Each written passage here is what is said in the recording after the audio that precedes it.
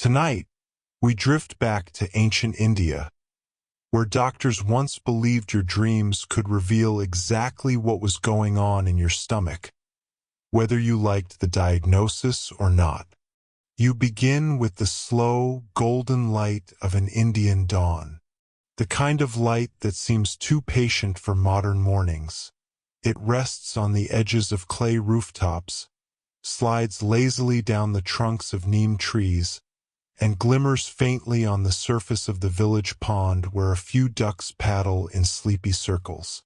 Somewhere, a metal pot clangs gently as someone draws water, and somewhere else, a goat sneezes. This is not the India of fast trains and street horns. It is the India of 1,000 years ago, where the loudest thing in the morning is a rooster who thinks you should be awake before you want to be. You're here for a reason that would sound strange if you said it too fast. To learn what ancient Indian doctors thought your dreams meant about your stomach. And yes, that is oddly specific. But you know how sometimes, when you dream about falling, you wake up with your stomach in knots? Well, there were once physicians who thought those two things were connected, and not just in a "that's curious" way. They had theories. They had scrolls. They had opinions that might sound, to modern ears, like a mixture of science and poetry. You pass through the narrow dirt lane between mud brick houses, each one leaning a little into its neighbor, as if holding it up. The air smells of ghee warming on a small clay stove.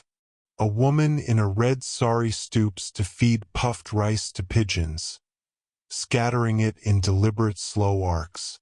This pace is not an aesthetic choice, it's just the only pace available. No one here owns a watch, and if you ask the time, someone will probably tell you, the cows haven't come home yet. You probably won't make it through this day. And that's fine, that's sort of the point. Before we wander too far, a gentle reminder. If this quiet stroll through history feels like something you could fall asleep to, or something you'd like to hear again tomorrow night, press the like button. It's a small thing for you, but for me, it's like finding an extra handful of cardamom when I thought the jar was empty.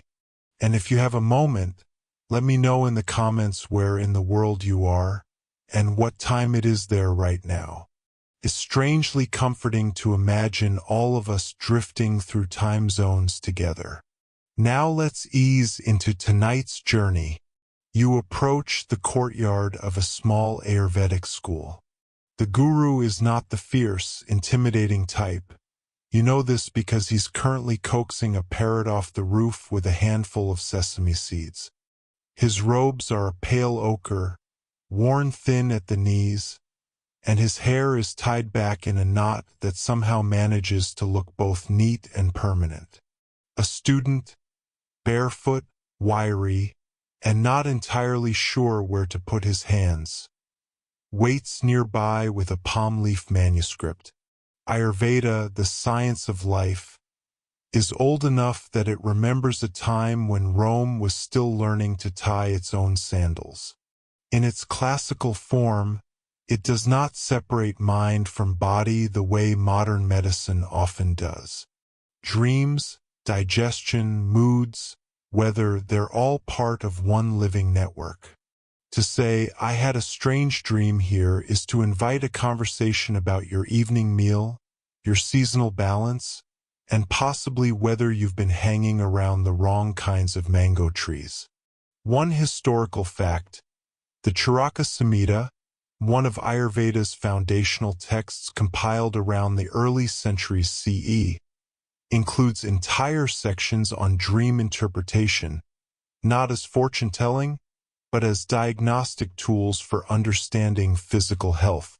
If you dreamed of swimming, for example, it might be taken as a sign of excess kapha, the watery, heavy element, possibly linked to sluggish digestion. You are invited to sit. The ground is cool, the mat woven from river reeds. The guru asks you what you dreamed last night. You hesitate, not because it's embarrassing, but because you're suddenly aware of how absurd it sounds to say, "I dreamed I was being chased by a very determined goose." You tell him anyway. He nods gravely. Then he asks what you ate for dinner. You tell him rice, lentils, a small piece of fried plantain. He nods again, more knowingly this time. In the logic of Ayurveda, food and dreams have a causal relationship as intimate as siblings sharing a room. They affect each other constantly, and not always politely. An obscure tidbit: some ancient physicians claimed that the texture of food, whether it was soft like ripe jackfruit or coarse like millet, could directly influence the texture of one's dreams, making them smooth and flowing or choppy and fragmented. Historians still debate whether this was an early psychosomatic insight or just the result of too many late-night snacks. In the shade, the parrot finally comes down, perching on the guru's wrist. You watch as it tilts its head and studies you, as if deciding whether you're the sort of person who listens to their own dreams. Somewhere beyond the courtyard, a bullock cart rattles by. You wonder if the driver is thinking about his stomach. The day stretches on, but here, time is a liquid thing. It moves around obstacles, pools in the shade, evaporates in the heat. You follow the guru's students to the edge of the village, where the fields begin. The sun is already hot, but no one rushes. When they talk, they do so in the kind of slow rhythm that makes you feel like you're eavesdropping on the weather. One of the students, her braid swinging like a pendulum, tells you about the three dashas: Vata, Pitta, Kapha. You've heard the words before, maybe in a modern spa brochure, but here they mean something older and less polished. Vata is wind and movement. Pitta is fire and digestion. Kapha is water and stability. Dreams, she explains, belong to all three, but if your dreams are too vivid, too frantic, too strange, it's usually because one dasha is hogging the stage. You walk past a man plowing a field with oxen. He pauses to drink water from a clay pot, tilting it so the stream arcs perfectly into his mouth without touching his lips. You try it. You fail. He laughs, not unkindly, but in the way someone laughs when they know you will always remember that moment. She explains another point from the old texts. If you dream of fire, it might mean your pitta is high. This could be from spicy food, anger, too much sun, or all three. Dreaming of wandering aimlessly in a fog? That's kapha, probably from overeating or heavy meals at night. Dreams of flying or falling, meanwhile, are pure vata, linked to restlessness, irregular eating, and maybe, she adds, to too much talking. You glance at her sideways, wondering if that last part was aimed at you. You stop at a banyan tree, its roots cascading toward the ground like slow-motion waterfalls. In the shade, another student is pounding herbs in a stone mortar. The scent is bright and sharp, cutting through the heavy air. He tells you something strange. In some old households, it was believed that if you wanted to change the tone of your dreams, you could choose specific herbs before bed: sweet flag for clarity, cardamom for pleasantness, neem for, well, to keep away unpleasantness in all senses.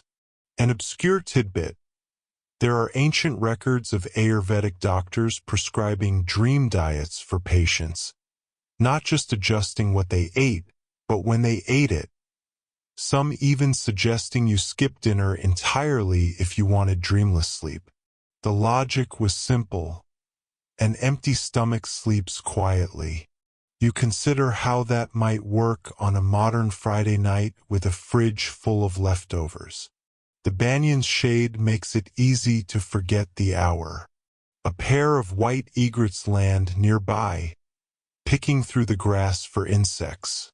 The pounding of the mortar slows, then stops. The student wipes his hands and says that sometimes dreams are warnings, not mystical omens, but early signs of illness. Repeated dreams of thirst, for instance, might indicate an imbalance long before thirst appears in waking life. Historians still debate whether such interpretations were accurate diagnoses or elegant coincidences, but you can't help but feel impressed by the sheer attentiveness of a culture that noticed these patterns at all. The guru reappears, walking as if the air itself is pushing him along. He says the sun is now in its lazy eye hour, when it looks at you sideways, waiting for you to blink first. You sit together under the banyan. A clay cup of buttermilk appears in your hands, cool, tangy, faintly salty. It feels like drinking the afternoon itself. Somewhere, beyond the reach of the tree's roots, the rest of the world is running on schedules and alarms. Here, there's only the slow drift of thought, the quiet logic of stomachs and dreams, and the gentle idea that one can learn a lot about a person by asking, "What did you dream last night?" The morning is a gentle, amber thing, like the faint warmth of tea left on a windowsill too long. You wake in the small guest space of the physician's home, not because of noise, but because somewhere outside, a cow has decided to have an extremely opinionated conversation with another cow. The walls are mud-plastered and tinted by the light in a way that makes them seem almost like fresh bread crust. You sit up slowly, not entirely sure whether the woven mat beneath you counts as soft or just less hard. The faint scent of sandalwood smoke drifts in, probably from a lamp that's been burning all night. Your host, the physician, is already up. He's sitting cross-legged on a low stool, gently flipping through palm leaf manuscripts bound together with a thin string, as if every page might crumble if looked at too quickly. He glances up and greets you with a quiet nod, the sort of greeting that suggests he's been up for hours and already had his morning thought about the mysteries of bile. He asks you about your dreams again. You almost hesitate. Surely he remembers you've already told him about the one with the runaway goat on a boat. But this is serious work. He dips a reed pen into ink made from soot and plant resin, noting your answer in slow, deliberate script. Each line is a quiet scratch, like tiny claws walking across a stone floor. Today he tells you you'll be joining him for rounds, visiting patients in their homes. You get the impression this is less about shadowing and more about being the extra pair of hands to carry his medicine bundle, which is wrapped in cloth patterned with faded lotus flowers. Inside, pouches of dried herbs, tiny clay jars sealed with wax, and something that looks suspiciously like a pestle that's been repaired 3 times. The first house belongs to a weaver who claims she's been having dreams of fireflies flying into her ears. She sits on her porch in a faded red sari, legs tucked neatly to one side, a faint smudge of turmeric on her forehead from cooking earlier. The physician listens carefully, nodding with that grave, gentle manner doctors use when they're either deeply concerned or quietly amused.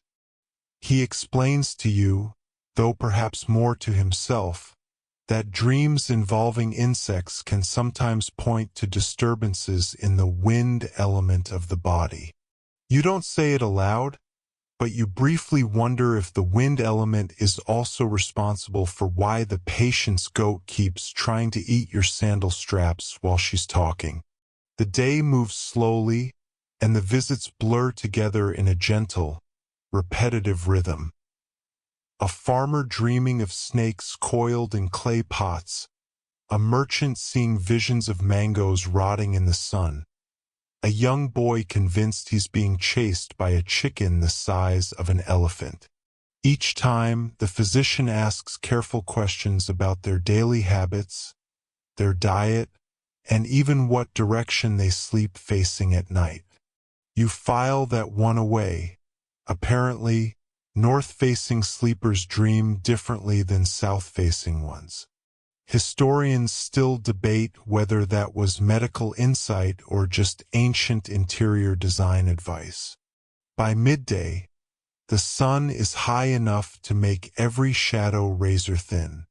The air is warm and a little heavy, like a wool blanket you can't quite push off. You and the physician stop beneath a banyan tree, unpacking his bundle to prepare remedies. Pounding dried ginger with cardamom seeds, grinding the mixture with water into a thin paste. He hands you a clay cup of water infused with something bitter and green. You drink it because politeness seems safer than asking questions. In the quiet shade, you ask him if he believes dreams are messages from the gods or just echoes of the stomach. He smiles faintly, as if enjoying the impossibility of the question, and says that purr.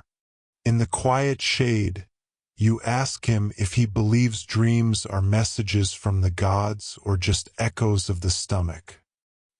He smiles faintly, as if enjoying the impossibility of the question, and says that perhaps the gods also have stomachs, and perhaps they, too, dream after a heavy meal.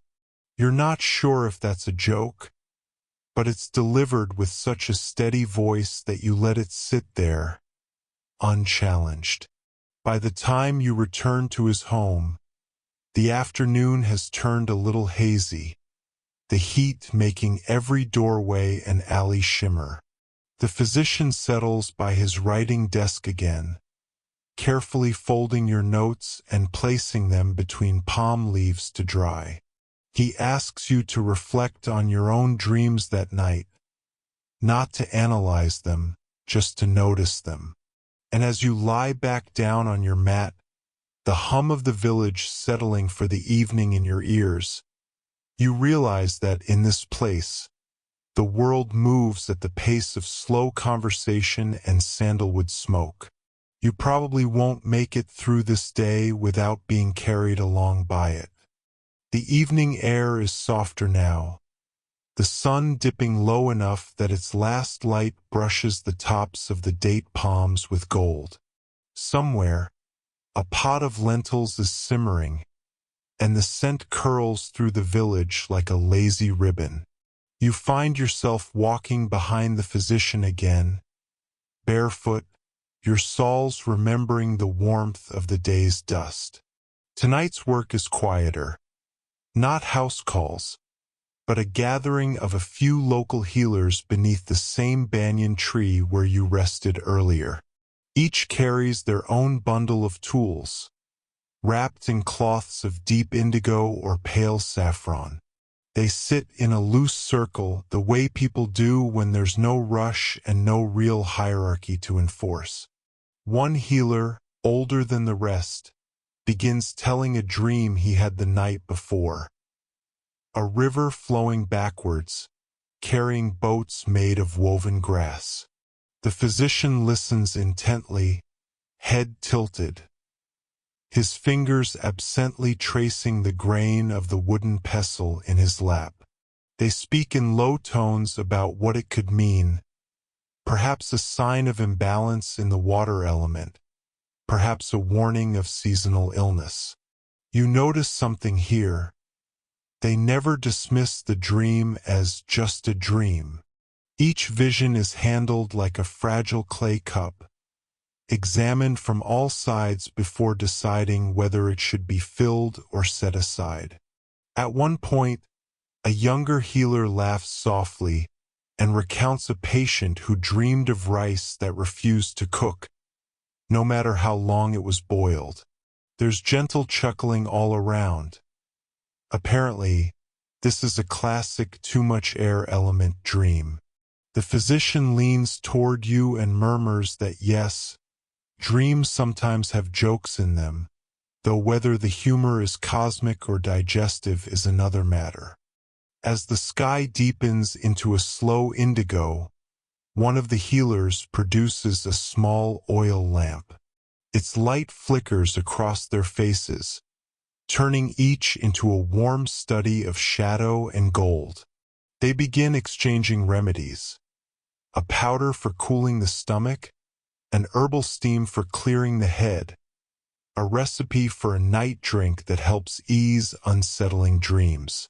You listen more than you speak, the kind of listening where the rhythm of words feels almost like waves.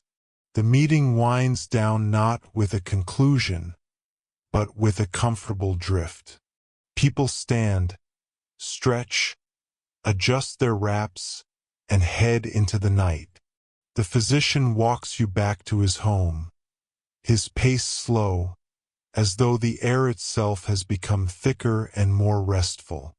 Inside, he offers you a drink before bed. Warm milk infused with nutmeg and jaggery. You hold the cup between your hands, its heat seeping into your skin, and take slow sips while he sits across from you, making small notes in the fading light. He does not ask about your dreams this time, perhaps sensing that tonight they should arrive uninvited. When you finally lie down, the night is so still that you can hear your own breathing. A faint breeze moves through the cracks in the shuttered window, and in that moment you understand. Here, dreams are not interruptions of sleep. They are part of the work, the slow conversation between body, mind, and whatever mysterious current carries them both. You close your eyes, letting that current take you, knowing tomorrow will bring another round of questions. Another slow walk through the village, another puzzle whispered in the language of dreams. And for now, that feels exactly right.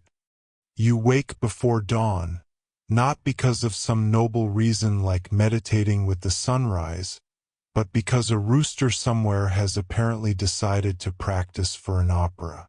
Its call bounces through the quiet street, and you briefly wonder if the sound is a signal, like those ancient temple bells used to summon physicians in emergencies. But this is just poultry politics. You step outside into the blue-gray air, where the faintest hint of smoke drifts from a clay stove nearby. A neighbor squats over it, stirring something thick and beige in a wide-mouthed pot. The smell is faintly sweet, and you recognize it as rice porridge laced with jaggery, a breakfast that has somehow managed to survive thousands of years with barely a recipe change.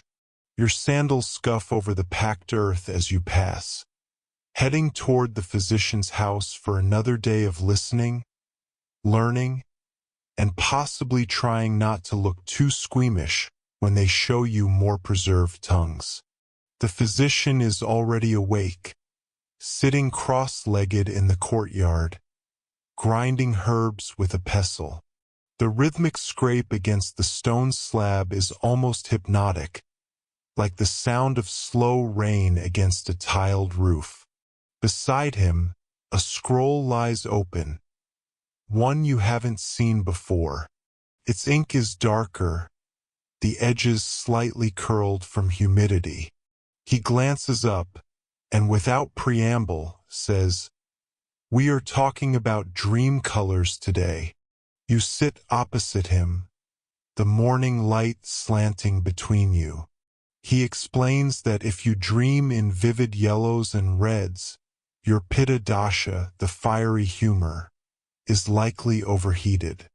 If your dreams are washed out and gray, Veda may be disturbed.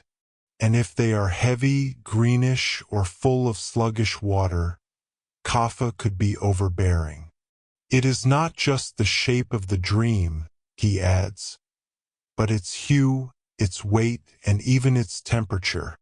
You're briefly relieved he hasn't asked you to measure the temperature of your dreams. Yet, he unrolls a second scroll, this one more fragile, and begins reading aloud strange cases. One patient claimed to dream of purple rivers filled with goldfish that sang verses from the Vedas. This, the text suggested, meant his digestion was too fast, burning through food before it could nourish him. Another dreamed only in black and white, a symptom linked to dryness in the body and brittle bones. Historians still debate whether these associations were based on real patient patterns or just poetic metaphor. The physician says with a faint shrug, "You suspect it might be a mixed science draped in poetry." A boy arrives mid-lesson, clutching his belly and looking ashamed. He mumbles about a dream where he was floating in a boat made of curd, chased by a giant spoon. The physician doesn't laugh, though you nearly choke holding yours back. Instead, he nods gravely and asks about the boy's diet. Turns out, he'd eaten an entire bowl of fermented yogurt before bed. The dream, the physician says, merely gave your stomach a costume to dance in. By midday, you are in the bazaar again, collecting herbs. The market is quieter today. Clouds threaten rain, and even the spice sellers speak softer, as though the sky itself could be startled. You pass a stall selling bundles of vetiver grass. Its scent fresh and cool, the opposite of the fiery cardamom from yesterday. The vendor claims placing a bunch under your pillow will keep away dreams of storms and wild animals. You file it away as one more bit of charming superstition to test later. Returning to the physician's courtyard, you find him preparing a warm drink for a patient with windy dreams. Ones where the sleeper constantly floats, flies, or drifts without control. The drink is a mix of warm milk, nutmeg, and a touch of honey. You sip a little yourself, and the comforting sweetness makes you feel like you could nap in the nearest sunbeam. As evening falls, you sit with the physician, the two of you watching the lanterns flicker along the street. He tells you that in his teacher's time, dream interpretation was as much about calming the patient as it was about diagnosis.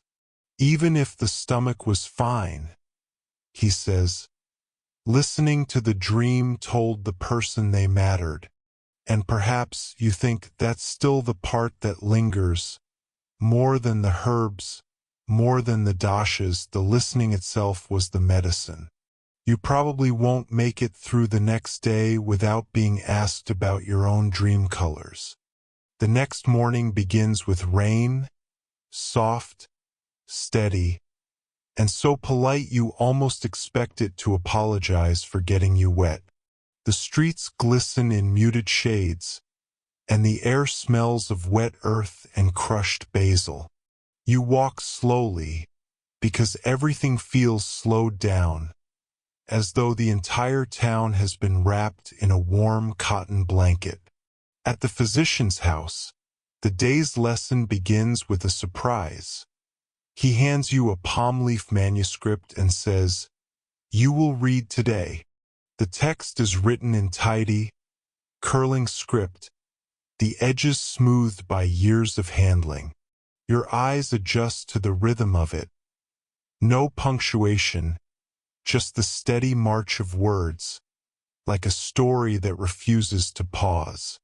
This section is about animals and dreams and what they reveal about the stomach. A dream of a snake, it says, may mean trapped wind or bile, depending on whether the snake is coiled or moving. Frogs leaping in muddy water may signal sluggish digestion. But the physician interrupts. This part about elephants is my favorite. You read aloud, dreaming of an elephant carrying a lotus flower means the dreamer's food is being digested perfectly, with balance between heat and moisture. An elephant is steady, he says, and the lotus is pure. Together, they mean harmony. Mid-lesson, an elderly woman comes in, holding her grandson's hand. She describes his recurring dream, a tiger made of clouds that curls up beside him to sleep. The physician nods thoughtfully and says, "It is a sign his stomach is neither too cold nor too hot, but his mind is restless." The boy grins, clearly enjoying the idea of having a personal cloud tiger. You wonder if this is how half the old legends got started, through well-meaning diagnoses. By midday, the rain clears, leaving behind a marketplace scrubbed fresh. You follow the physician to buy Hing asafoetida, which he says is both a digestive aid and a dream stabilizer. Though, in your mind, anything called devil's dung might cause more dreams than it cures. He tells you a story of a trader who carried Hing under his pillow to ward off nightmares. It worked, though possibly because no one wanted to share his bed afterward. Back at the house, you prepare a poultice for a man who dreamed of being chased by goats through a field of cumin. The cumin is good, the physician says approvingly, but the goats, they suggest fermentation in the stomach. You decide not to ask why goats are fermentation symbols. Some things are better left in the realm of mystery. As dusk approaches, the physician sits back, rubbing his eyes. He tells you how ancient Indian doctors didn't see dreams as random brain static. They were part of the body's conversation with itself. Your stomach talks in food, he says. Your heart talks in feelings, but your dreams are where they meet for tea. You walk home in the damp night air, past the same porridge vendor, past the same puddles reflecting oil lamps. The sound of rain returns, softer now, and you feel oddly proud to have read from the manuscript without stumbling too much.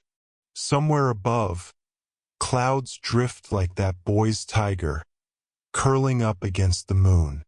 You probably won't make it to tomorrow without wondering what animal will show up in your own dreams tonight. You find yourself waking before dawn, though the word waking is generous. Your body simply rolls from one side to the other on a thin cotton mat, eyes opening to the grainy half-light of a monsoon morning. The room smells faintly of damp sandalwood, with that heavy air that tells you it rained sometime during the night. Outside, the streets are still quiet, save for the sound of a single cart while squeaking faintly somewhere in the distance. Today, you've been told, is a special day, not a festival, not a wedding, not even a royal procession, but something the local physician insists is far more interesting: the annual Market of Dreams. Apparently, once a year, healers, scribes, and curious lay people gather in the open courtyard of the city's western gate to trade, compare, and sometimes outright argue about dream interpretations. You feel a strange sense of anticipation, as though you're heading to an antique fair, but instead of brass teapots and carved elephants, everyone's selling their subconscious. The walk there is leisurely.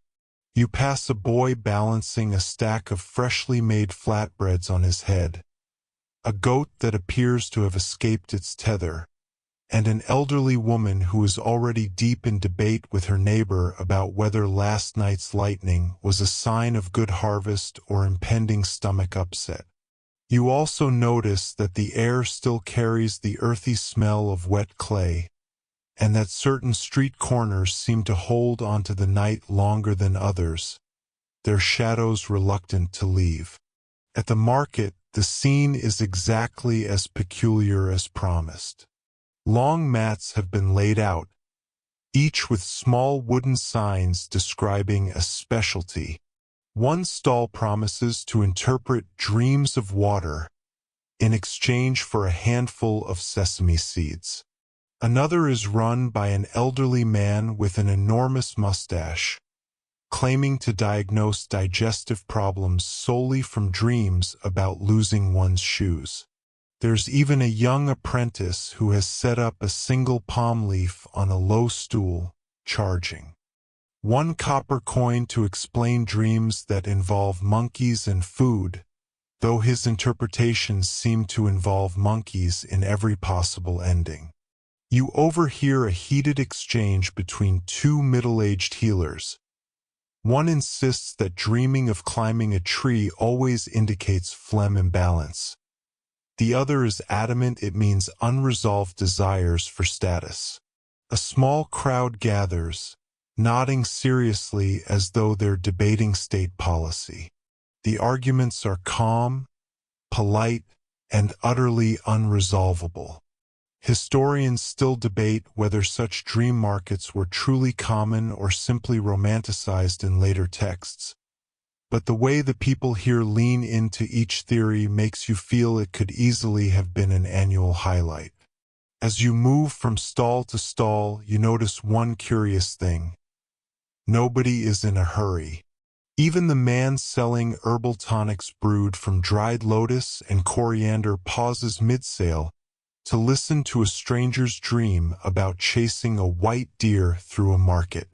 The tone is patient, almost ceremonial, as though sharing and decoding these nighttime stories is an act of community care.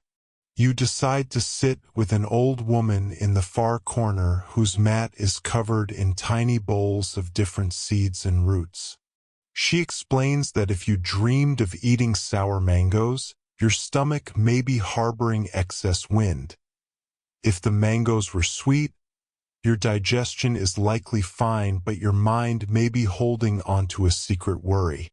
Her voice is slow, almost hypnotic, and the morning sun catches on the faint gold threads in her sari, making the folds of the fabric glow like aged parchment.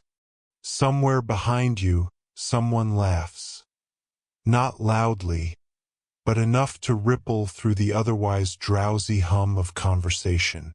You glance over your shoulder to see a young scribe mispronouncing a word from a dream he's been asked to read aloud, turning house into rat, and confusing the entire prediction. The laughter fades, replaced by the steady rhythm of people speaking softly, trading thoughts, and occasionally sipping from clay cups of ginger tea. You think, not for the first time, that this is not a bad way to spend a morning, wandering among strangers who treat the contents of your half-forgotten dreams with the same importance as the weather or the harvest. You probably won't remember every theory you hear, but the feeling, the warm, lazy weight of a city taking its time, settles into you like a stone in the bottom of a pond. Now, the sun is climbing higher, but the pace remains the same. You lean back on your elbows, listening as a healer nearby explains that dreaming of falling is not a sign of illness at all. It's just your body, in its wisdom, reminding you to shift position before you roll onto your own arm. The idea seems oddly comforting. You let the words blur into background sound, and for a moment, You simply watch the way the dust rises in thin gold threads through the morning light.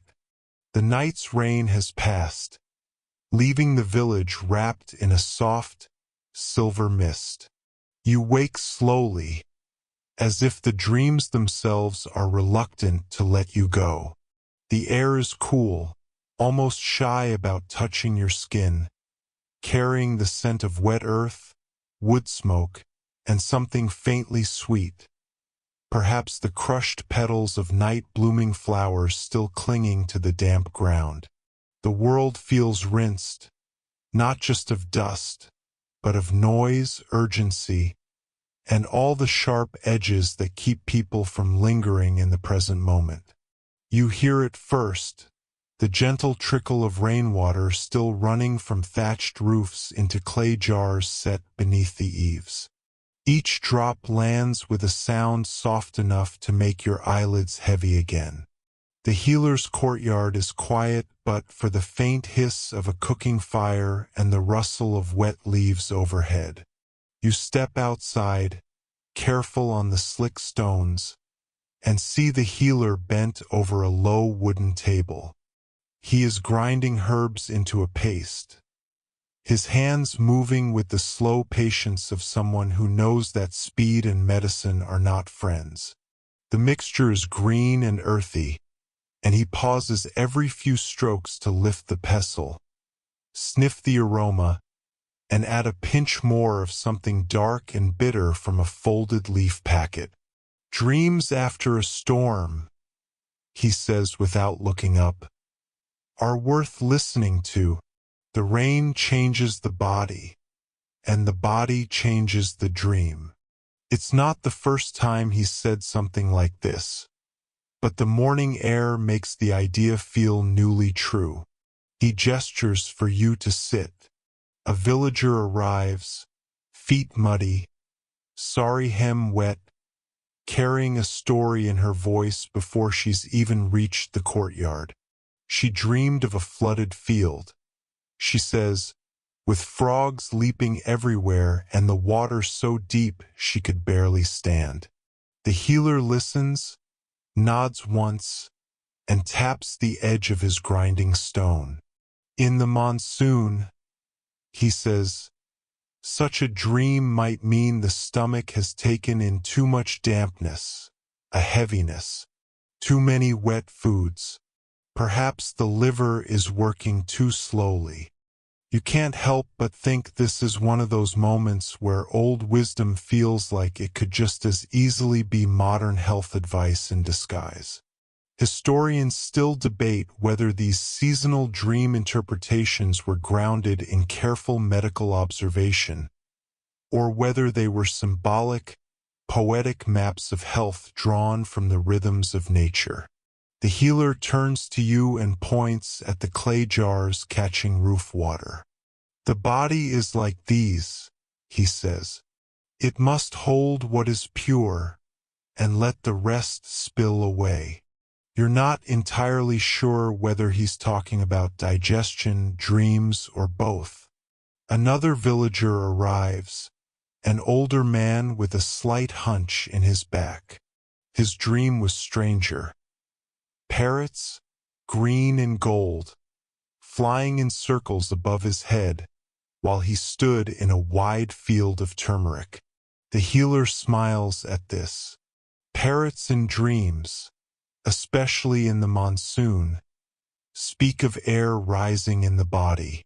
The color green soothes the liver, gold warns of bile. Together, they may mean the balance is delicate. You sit, listening to the rain-softened conversation, while a child passes by carrying a basket of small, glistening mangoes. The healer catches your glance and chuckles. "If you dreamed of chasing mangoes in the rain," he says, "that is either good fortune or indigestion, possibly both." As the morning wears on, the courtyard becomes a slow parade of dreams, some tangled and elaborate, others just a single image. A woman dreamed of her house floating down the river like a boat.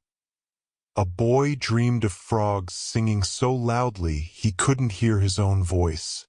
The healer treats each with equal gravity, always listening first, then answering in a way that makes the dream sound like part of the day's weather report.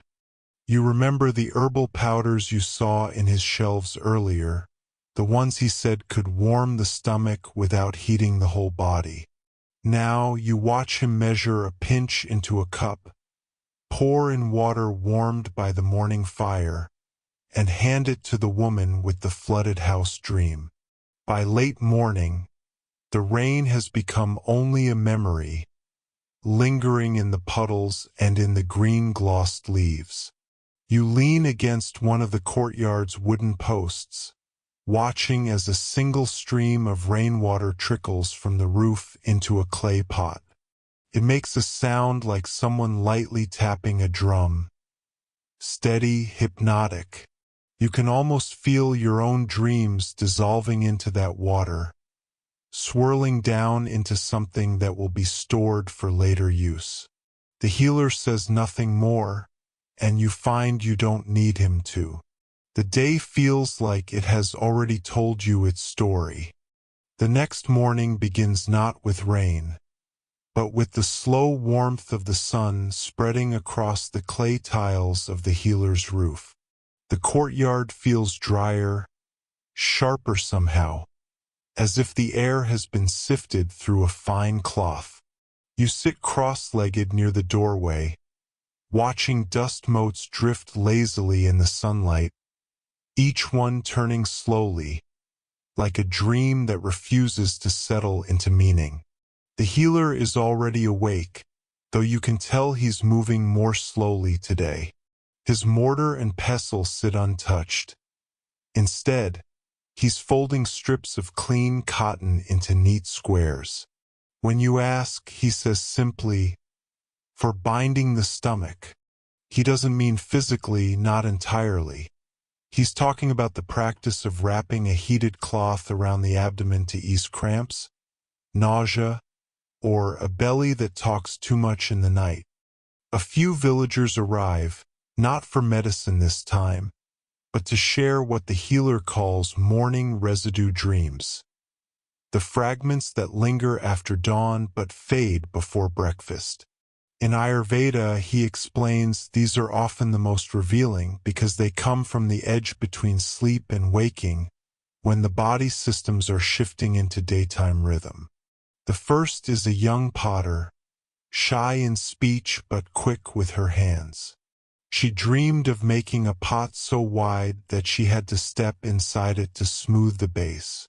The healer nods slowly. "A dream of empty vessels," he says. "Maybe the stomach asking for rest.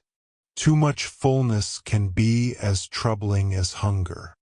He suggests she eat only rice gruel for a day, light, warm, and without sharp spices, to give her digestion a kind of pause.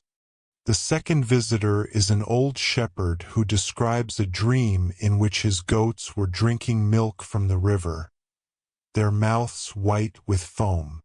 The healer tilts his head.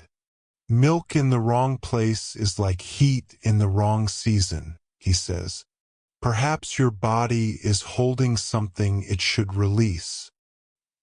He gives the man a small bundle of dried ginger and fennel to steep in water, a drink meant to clear lingering heaviness. As they speak, you notice the healer glancing occasionally at the sky, where pale clouds drift but hold no promise of rain.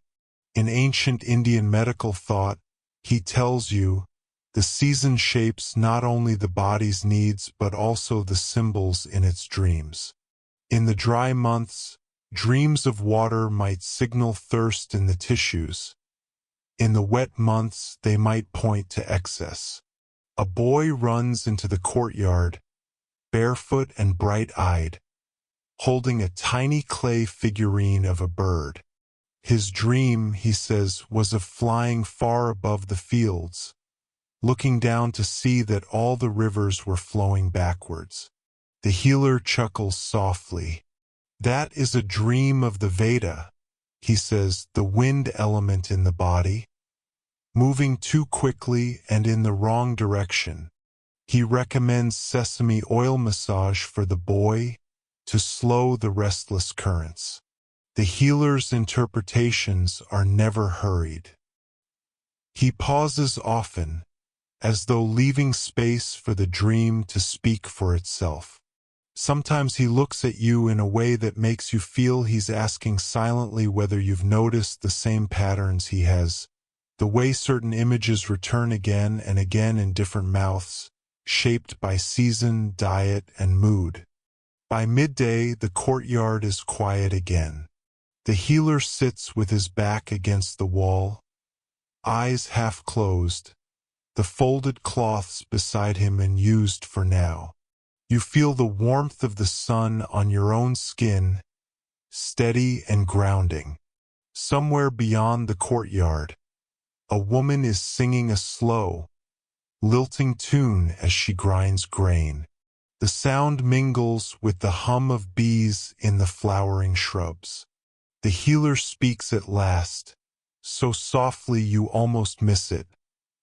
The body is always dreaming.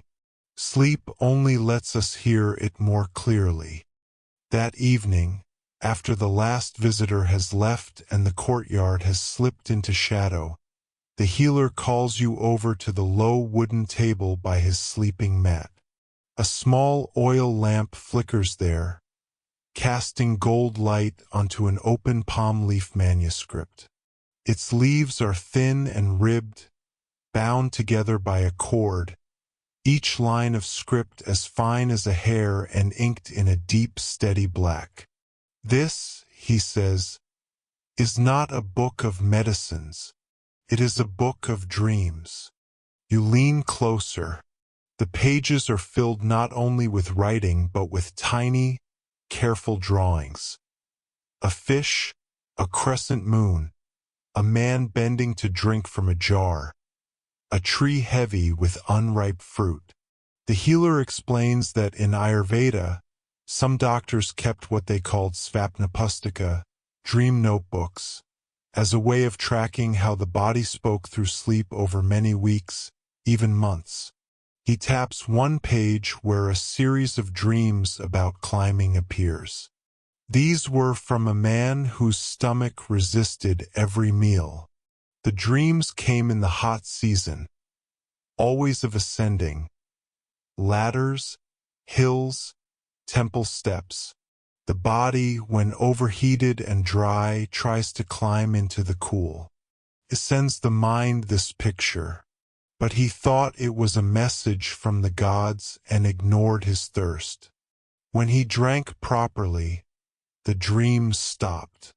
From beneath the table, the healer produces a narrow strip of palm leaf and a reed pen. He dips it in the ink pot and hands it to you. Write your own, he says. Not only the events of the dream, but what you had eaten, what work you had done, and how the air felt that day. You try.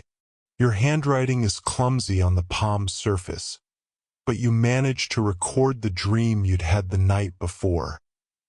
A quiet walk along a river that slowly turned into a row of steaming cooking pots. He nods without comment. The silence makes you feel as though the act of writing is more important than any instant explanation. Between entries in his old notebook, you notice faint smudges where his fingers must have lingered. Some dreams are circled in red pigment. These, he says, were warning dreams, ones that appeared repeatedly and were thought to signal trouble with digestion, even before symptoms arose. The healer closes the manuscript gently, as though not to wake it, and tells you the practice is as much for listening as for remembering. When you watch your dreams and you're eating together, he says, you will find they speak in the same voice. Later, as you lie down to sleep, The lamp's glow fades and the courtyard settles into a deep, steady quiet. Somewhere in the distance, a pot lid rattles in the night breeze, like a spoon against a bowl. You wonder what dreams will come, and whether they will speak of the body, the season, or something in between. The first drops arrive with a kind of polite hesitation, as if testing whether the village mind's being interrupted. You hear them patter on the clay roof tiles, scattered at first, then gathering courage until the sound becomes a steady drumroll. The air thickens with the scent of wet earth, petrichor, the modern word, but here it's just the smell of the sky's gift after too long away. In the healer's courtyard, the rain rearranges the night. It loosens the dust, slickens the stone steps, and drives the chickens under the eaves. You lie in the dim light, listening, your mind drifting in that thin zone between waking and sleep where thoughts refuse to behave. Somewhere beyond the wall, a bullock shakes its head, and the dull thump of its horns against wood becomes, in your half-dreaming mind, the knocking of a palace door.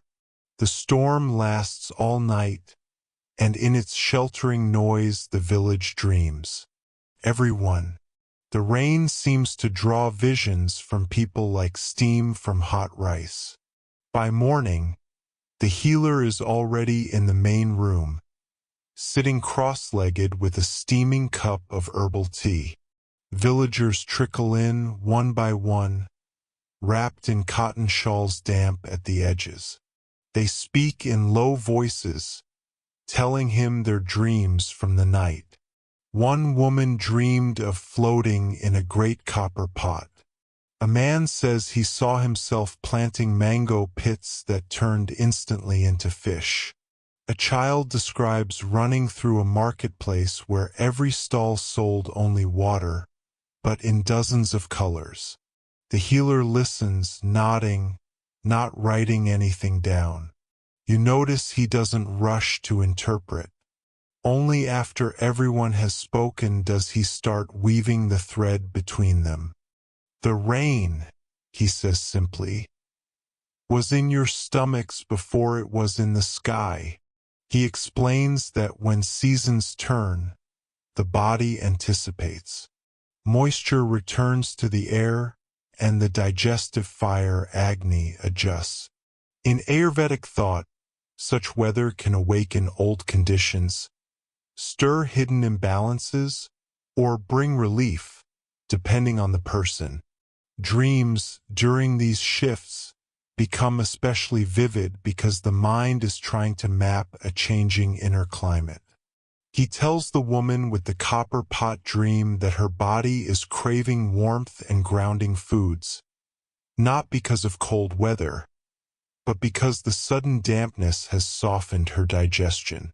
He tells the mango fish dreamer that he may be mixing foods poorly, sweet fruits and heavy proteins, leading to confusion both in the gut and in sleep. The child with the colored water? You are simply thirsty. The healer smiles. Drink before bed. You can't help but notice that in each explanation, food and digestion are the quiet centerpiece. Even the marketplace of colored waters isn't just a fanciful image. It's the body hinting at hydration, perhaps mineral balance, maybe even playful curiosity. Outside, puddles are forming in the dirt lanes. The storm has washed away the day's usual dust, making colors sharper. You step out into the cool air, still tasting the last of your tea, and wonder what your own dream, half forgotten now, was trying to tell you about your stomach. By mid-morning, the sky has settled into that soft silver you only see after a night of rain. The healer motions you into the shaded part of the courtyard, where an assortment of jars, bowls, and bundles of herbs are laid out on a low wooden table. Today, he says, you'll help prepare a digestive tonic, part medicine, part ritual meant to soothe the body after the first seasonal rains. The recipe is not written anywhere, of course. Like much of his practice, it lives only in the rhythm of his hands and the order in which he reaches for things. You start with roasted cumin, grinding it with fresh ginger in a stone mortar. The sharp, citrusy smell of the ginger rises first. Then the earthy cumin follows, filling the air with a warmth that has nothing to do with fire. He adds jaggery, unrefined sugar, and tamarind pulp, explaining that the sweetness calms the stomach while the sourness wakes it. Balance, he says, isn't about eating only mild things. It's about knowing when to stir the pot and when to let it rest. As you work, he tells you about an unusual case recorded in an old medical commentary. A royal guard who dreamed of chewing on cold pearls every night for a month. The scholars of the time debated the meaning.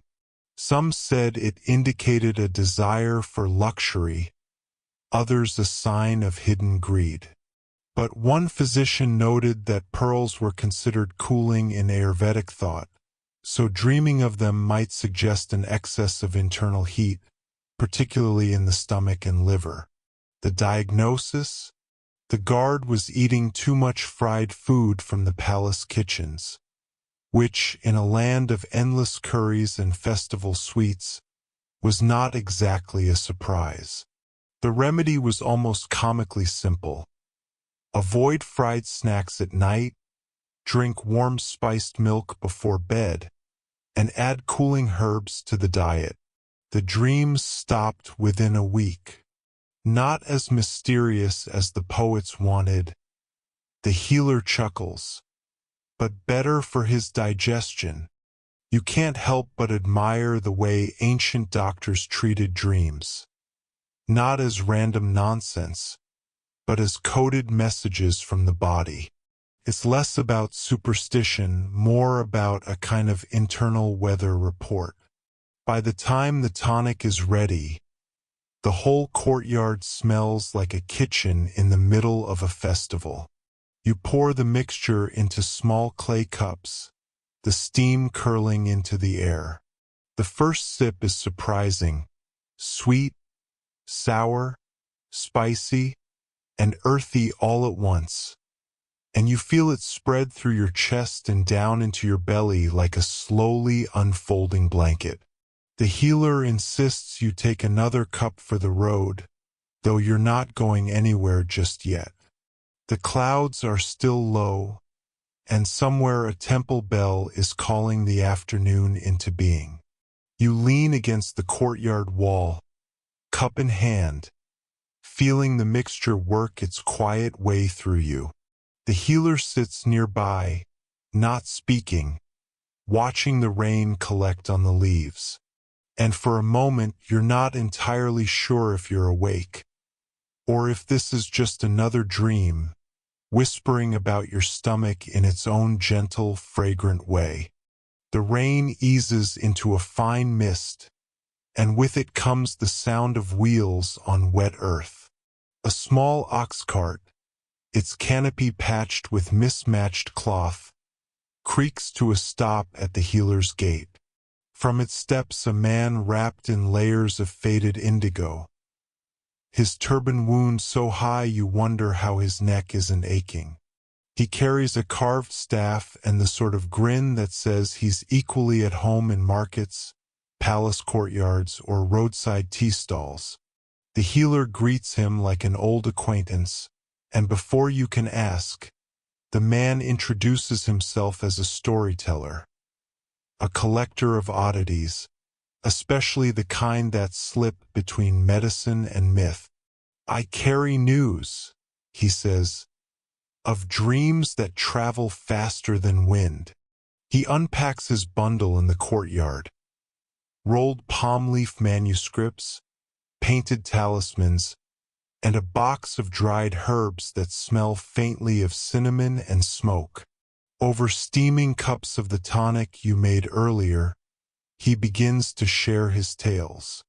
One comes from the coastal south, a fisherman who dreamt every night of a boat that was too heavy to push into the water. No matter how he tried, it wouldn't move. The village Vaidya, or physician, heard the dream and immediately asked about the man's meals. Turns out he'd been eating large amounts of dried, salted fish late at night, heavy on the stomach and slow to digest. The remedy? Lighter suppers of rice porridge and boiled greens. Within days, the dreamboat began to float again. Another story is from the desert regions. A merchant who dreamt he was drinking from a bottomless clay pot. He woke each morning exhausted, with a dry throat and aching head. The diagnosis: there was dehydration, not mystical thirst, but the simple lack of enough cool water during his long caravans. A reminder, the storyteller notes, that the dream world often whispers the plainest truths in strange shapes. You notice the healer listening with the same intensity as he would to a patient. His eyes half close, as if he's storing the images in some mental drawer to be opened later. There's a brief silence, and then the storyteller shares a more curious one. From the Himalayan foothills. A monk dreamt of walking barefoot over hot coals, every single night for a season. No burns, no pain, but an unshakable sense of heat rising through his body. The local physician suspected a long-standing imbalance. Too much pitta, the fiery humor, possibly from a diet heavy in chilies and fermented foods. But there was a debate. Some said the dream reflected spiritual discipline, others that it was just his stomach's protest. The monk, amused by the argument, agreed to change his meals and meditate by a cool river each morning. The dreams faded, but the debate, the storyteller laughs, has apparently never ended. As he speaks, the courtyard feels like it's stretching, like the rain itself is listening in, catching each detail. The ox shifts in its yoke, letting out a low sigh, as though even it is a little drowsy from the rhythm of these stories. The storyteller leans closer and says, "You see, it's not only what the stomach feels, it's what the stomach remembers. Sometimes dreams are just memory talking to the mind in pictures." The healer nods. And sometimes, he adds, it's just too much fried bread before bed. You sit there, rain mist cooling your skin, the scent of cumin and damp earth in the air, and you feel a slow, deep calm settling over you, as if your own dreams are already lining up, waiting for night to arrive. The day has been long enough that even the clouds seem ready to curl up somewhere. The light thins, turning the courtyard into a watercolor wash of soft purples and deepening gold. The healer moves without hurry, sweeping the rainwater from the flagstones with a bundle of reed brooms that whisper against the ground. You can hear the distant temple bell marking the twilight hour, a sound so slow and resonant it feels as if it might go on forever. He invites you to join him for the night ritual. Not the heavy kind with chanting and incense smoke thick enough to make you sneeze. He assures you, just a quiet settling of the mind so it doesn't try to rehearse tomorrow while you're asleep. You follow him to a small veranda lit by a single clay lamp. The flame trembles, painting soft shadows along the shelves of neatly labeled jars. He brings out a shallow brass bowl, fills it with warm water, and drops in a pinch of dried holy basil leaves, a sliver of sandalwood, and 3 cardamom pods. This is for breathing more slowly, he explains, and for telling the stomach it has done enough for one day. As you lean over the bowl, the steam rises with a scent that is at once sweet, cool, and faintly peppery. You close your eyes and feel the air soften as you inhale. The healer then takes a small bundle of kusha grass, dips it in the warm water, and uses it to sprinkle droplets along the doorway. In the old way, he says, this keeps wandering dreams from slipping out before you can listen to them. You can't tell if he's serious, but the way he does it, gentle, deliberate, makes you think he might be. After this, he settles onto a low wooden stool and pulls out a long strip of palm leaf. On it are rows of tiny scripts so finely carved you almost need to squint to see them. He traces one line with his fingertip. This, he says, is a list of dream symbols from 300 years ago, mostly harmless, occasionally baffling. For example, if you dream of chewing betel leaf, it means your digestion is content. But if the leaf crumbles in your hand before you chew it, it suggests a coming season of overindulgence. He chuckles. You can see why people kept coming back. Who doesn't want their own stomach gossip decoded? He recites a few more. Dreaming of walking through a mango grove, you'll soon recover from lingering illness. Dreaming of eating unripe tamarind, expect restlessness of the bowels. Dreaming of holding a brass pot full of clear water, a sign of balance and lightness in the belly. Some, he admits, have no agreed meaning. Historians still debate whether dreaming of flying over a granary is about prosperity, or simply that the dreamer ate too much roasted barley before bed. The air is cooler now, and the steady drip from the eaves marks time in an almost hypnotic way. The healer prepares a final cup of warm milk infused with nutmeg, not for taste, but for coaxing sleep. You sip it slowly, feeling its gentle weight settle into you. He leans back, looking toward the road you walked earlier in the day. Remember the sound of those morning carts? He asks. You nod. They'll be here again tomorrow. But tonight we leave them behind. The lamp flickers, the courtyard shadows deepen, and you sense the day drawing its own curtain. Somewhere beyond the gate, a night bird calls, soft, patient, and a little wistful. The night feels like it has been here forever, though you remember clearly when the first shadows stretched across the courtyard earlier today. The clay lamp on the veranda burns low now, its wick leaning toward the last of its oil. The healer does not refill it. He says it's better to let the night take over in its own time. You settle onto a woven mat, the kind that has been softened by years of use. The faint scent of the herbs still lingers in the air. Tulsi, sandalwood, cardamom, all blending into something that feels like a blanket for the mind. The healer speaks softly, almost to himself. The body will dream what it needs. Some dreams mend the mind, some soothe the stomach, and some are just the leftover colors of the day. His voice is unhurried, each word stretching just enough to give the next one space to arrive. Beyond the veranda, the trees sway with a wind so gentle you might mistake it for your own breath. Somewhere in the distance, a water buffalo shifts in its pen, hooves brushing against the dry earth.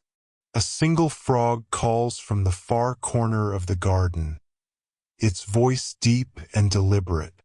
The healer rolls up the palm leaf manuscript and tucks it into its wooden case. "We'll read more another night," he says, "when the dreams you collect have had time to ripen." The cool stone beneath your feet feels grounding, as if the earth itself is holding you steady.